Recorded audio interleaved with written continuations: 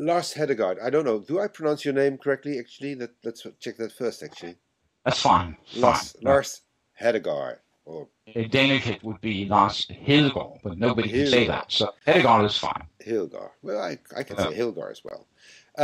Could you are the president of the International Free Press Society. Maybe it's a good idea to explain first what this organization is all about. The International Free Press Society was started on the 1st of January this year, 2009, and we're just up and running. It's been in preparation for quite a while. It was really based on the idea that we got back in Denmark in 2004, where we started the Danish Free Press Society, which is a national organization.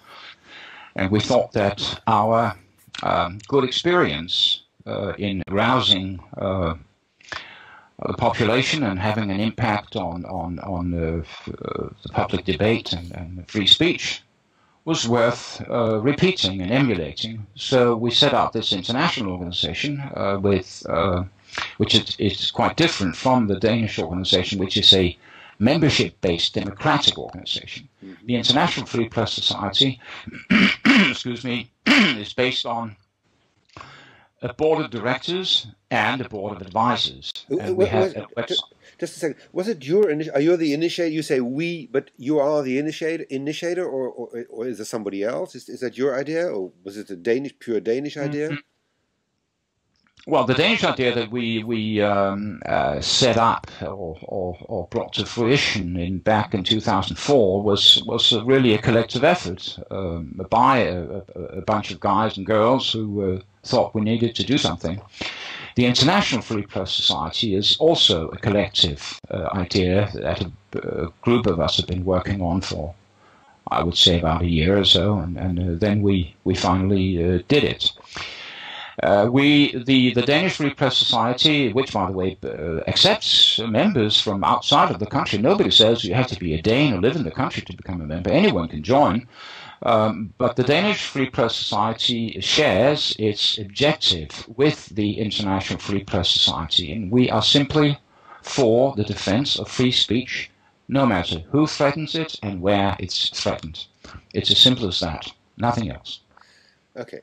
Now let's be more specific about the we. I'm just curious who is we? I mean, you are the initiator, or somebody else? That was a question I asked. Was it you? We have a group of the board of directors, which you can see on our website. Mm-hmm, yes. I'm the president, of course. Diana West, who is a well-known American journalist and columnist, is the vice president.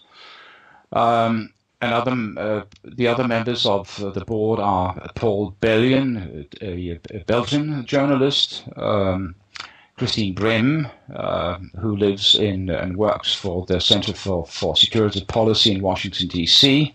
She was also the same person who invited, basically, Geert Wilders to the USA, wasn't she? Because I saw her on the picture with Geert Wilders when he entered the building in Washington.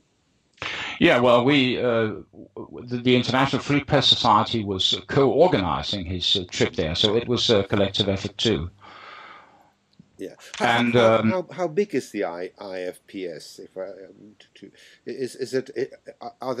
Everybody can become a member? I understand. That's what you said. No, you cannot join the International Free Press Society as a member. It is a limited organization because we cannot run an international organization as a democratic membership-based organization. Mm-hmm. So we have a board of directors with 6 people.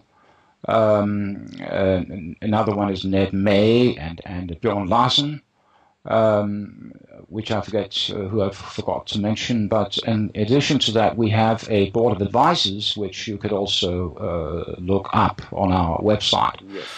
And we are, in addition to that, trying to set up additional working bodies for particular purposes, such as a new media commission, and perhaps later we'll set up a legal commission. But it's a different sort of an organization, but still very much a collective effort. So basically, when I ask how big the IFPS is, it's basically what you can see on the internet, like the board of directors, board of advisors. That's basically the organization. Yeah, that's it. Yes. Exactly. Okay. Plus people who would, of Yeah. course, support us and donate Yeah. money and that sort of thing. Absolutely. Your focus, you said, is the entire world, or is it just basically Western Europe? Well, we are still in a growth process. So we have set the goal that we want to, for now, defend free speech in what used to be called Christendom, or the Western world. Europe, North America, the USA, Canada, and perhaps other Western countries such as Australia and others.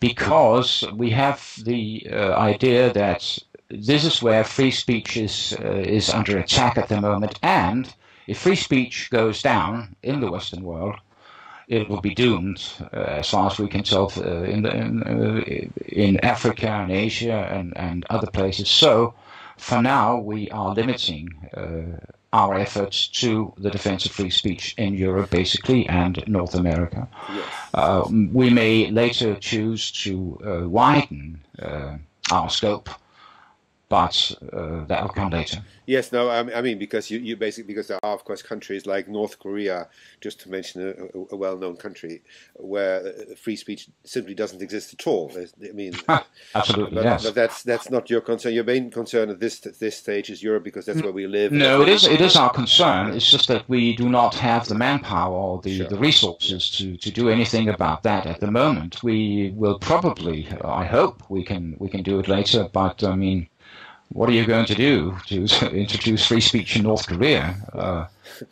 Throw an atomic bomb or what? Well, yeah, but that doesn't. Then there's nobody left to enjoy freedom of speech. That's the problem then. But why is your organization called the Free Press Society, not the Free Speech Society? Is there a reason for that? There is. We took our name, the Free Press Society, from an organization that existed, was set up in Denmark in 1836. It existed from 1836 until 1849, when we got the free constitution, which guarantees free speech. And that was called in Danish Trykkefrihedsselskabet, in one long, unpronounceable word. And that's why we've taken that name in Danish, Trykkefrihedsselskabet, which we translate into the Free Press Society. It's for historical reasons, in order to link up to the last time we thought that the Danes thought that free speech was under attack. Of course, until 1849, Denmark was an absolutist kingdom with no democracy and little free speech. So the old organization from 1836 was created to widen and to defend whatever free speech existed at the time. So it's a sort of veneration for our roots. Okay, now the organization, the IFPS, organizes certain conferences, meetings. One meeting which drew the attention of the Dutch press in particular was when this Dutch cartoonist, Mr. Nexcott, came to Copenhagen. That was your initiative to invite him? That was the initiative of the Danish Free Press Society, yes. So it was a Danish thing. He was here in February of this year. That's right. And how many people were attending the conference? I just want to have an idea how big it was, really, the event. It was big. We had the hall was too little to accommodate all the people who wanted to come in. I think we turned away half of those who wanted to come. We had an audience of the room would hold 80, 90 people, and people were standing up, and we could have probably had 200 people. So it was a great success. Was it a private meeting, or could people just was it announced somewhere in the press? How did people know the meeting was taking place? We have a website, or several websites in Denmark, and we send out newsletters about the meeting. And certainly the Dutch press also found out about it, and happily so. So we have no problems getting people to attend our meetings. We always have a full house. Mm-hmm. But then, if it was an important meeting, I was just wondering, why is it that Denmark's leading quality paper, at least that's what we think in Holland, Politiken, I don't know whether I pronounced it correctly, didn't pay any attention to it at all.